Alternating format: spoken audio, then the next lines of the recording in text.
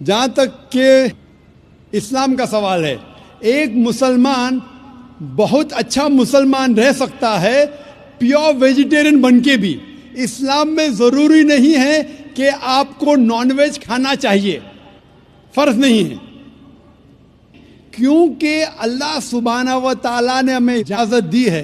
कुरान मजीद में लिखा है सूरह माइदा सूरा नंबर 5 आयत नंबर 1 में कि वो जानवर जो आपके लिए हलाल है, 4 पाँव के, जो आपके लिए हलाल है, उसको आप खा सकते हैं। लिखा है सूरह नहल में सूरा नंबर 16 आयत नंबर 5 में भी कि वो जानवर जो आपके लिए हलाल है उसका गोश्त आप खा सकते हैं। ये लिखा है सूरह मोमिनून में सूरा नंबर 23 आयत नंबर 18 में भी। कई जगह लिखा है कि आप हलाल जानवर का गोश्त खा सकते हैं।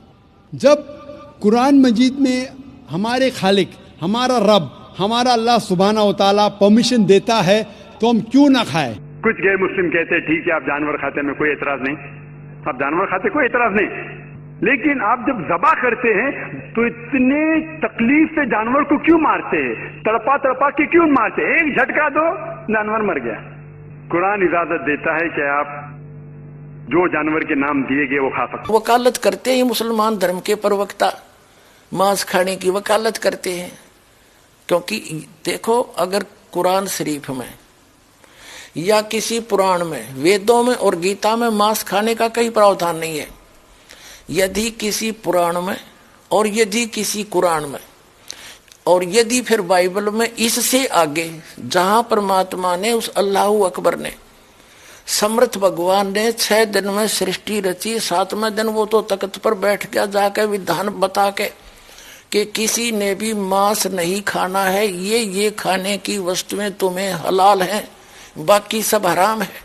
इससे आगे कोई लेख उल्लेख है, चाहे वो पुराण में है, चाहे कुरान में है, चाहे बाइबल में या तौरात में है, या चाहे अन्य किसी इंजिल में है या ज़बूर के अंदर है, वो अल्लाह अकबर का आदेश नहीं है, वो किसी अन्य देव का आदेश है। उसका आदेश पालन करके आप उस अल्लाह अकबर के विधान को तोड़कर दोषी बन जाओगे। नबी मोहम्मद नमस्कार है, राम रसूल कहाया, 1,80,000 को सौगंध जिन नहीं करज चलाया, अरस कुरस पर अलह तकत है, खालिक बिन नहीं खाली, और वह पैगंबर पाक पुरुष थे साहिब के अब्दाली। उसी परमात्मा ने कहा है कि जो नर गोश्त खाते हैं प्रत्येक राक्षस जान, इसमें संशय है नहीं, हिंदू खाइयो चाहे मुसलमान। कहते जो मांस खाते हो प्रत्येक राक्षस है, चाहे हिंदू हो चाहे मुसलमान। ये तुमने अपना फार्मूले आप बना रखे, उन महापुरुषों के आदेश नहीं है। कहते हैं मांस खावे सो ढेढ़ सब, और मद पीवे सो नीच, और कुल की दुर्मति पर हरे, भगवान कहे सो ऊंच। कहते मांस खावे सब ढेढ़ है, चाहे हिंदू है चाहे मुसलमान, सिख है या ईसाई।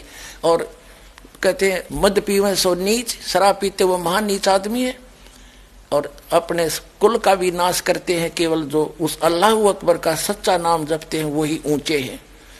समझदार को संकेत बहुत होता है। अब आप जी को दिखाया है परमात्मा नर आकार है, 6 शरीर है, 6 दिन में सृष्टि रची, और परमात्मा ने 6ठे दिन मनुष्य को अपने जैसा, अपने अनुरूप, अपने शरीर जैसा, अपनी सूरत जैसा उत्पन्न किया, नर और नारी करके उनकी उत्पत्ति की, और उनको खाने के लिए आदेश दे दिया।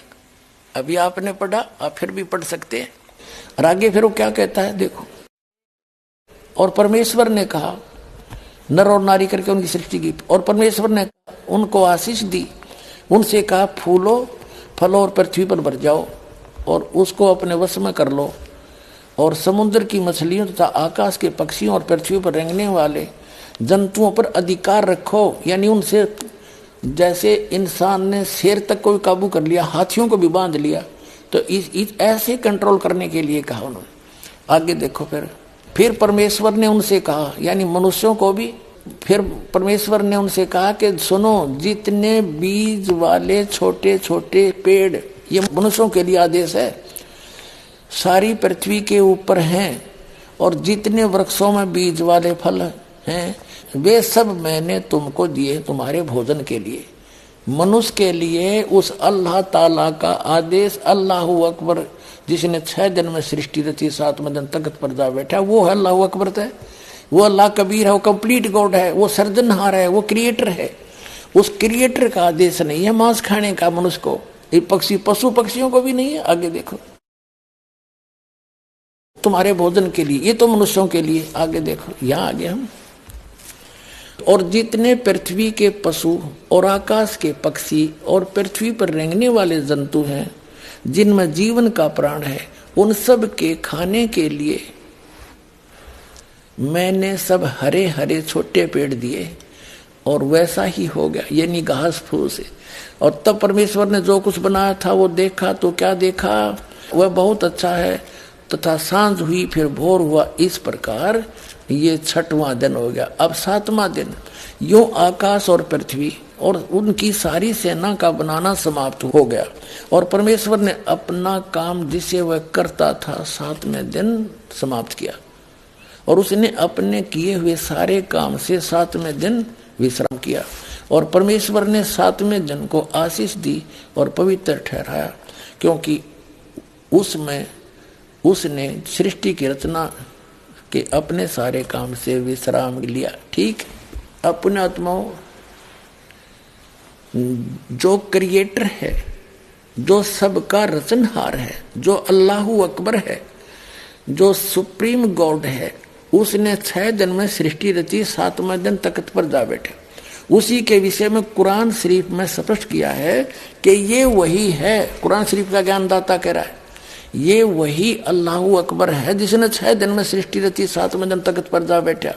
उसकी खबर किसी बाखबर से पूछ लो, वो तो 7वें दिन सारी रचना रच कर चला गया।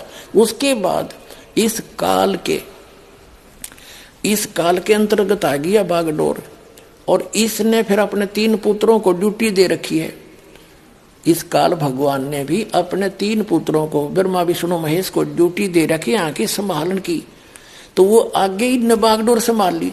जब आदम और हव्वा को उस परमात्मा ने बना दिया, आदम को वचन से बना दिया, उसकी हड्डी हड्डी से जैसे भी मानते हैं, हव्वा बना दी, ठीक है, वो तो उसको छोड़ दिया। फिर ले लिया इस काल ने कंट्रोल में, और इसको ले गया ब्रह्मा, क्योंकि उस सूक्ष्म वेद के अंदर कहा है कि वही मोहम्मद, वही महादेव, वही आदम, वही ब्रह्मा, दास गरीब दूसरा कोई नहीं, देखा अपने घर में।